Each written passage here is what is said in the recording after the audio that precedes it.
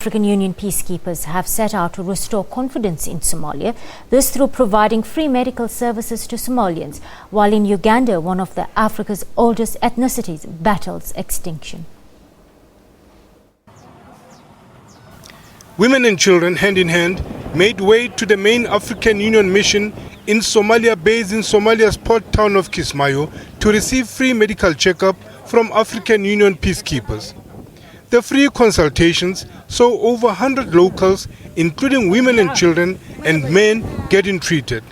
The patients mostly suffer from malnutrition and a range of infections. There is a little bit problem in malnutrition between them, so we are here to help them in this, to explain everybody how to manage their daily things to protect themselves.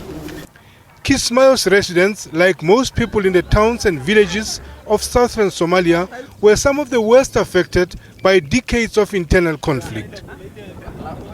The Al-Shabaab group blocked humanitarian aid from reaching them, but now they are receiving free antibiotics and other drugs. Dr. Haji says they treat very poor people who can afford medical treatment, like women, children and the elderly. He says they are very grateful to them because they will always remember the support that AMISON gives them. In Uganda, the Batwa, one of Africa's oldest surviving ethnicities, is displaced and faces extinction. Dressed in their traditional regalia, the less than average sized men move around Gahinga National Park in Uganda in their bows and arrows. These are members of Batwa community, the Pygmy people indigenous to these mountain slopes. The tribe, which is one of the oldest in Africa, has been through a rough path of survival since eviction from their homes when Bindi Forest was gazetted as a national park in 1991. When we lived in the forest, everything was available. We hunted, we shared honey, also got all the medicine from the forest. Now that we are not there, all that is gone, life has changed.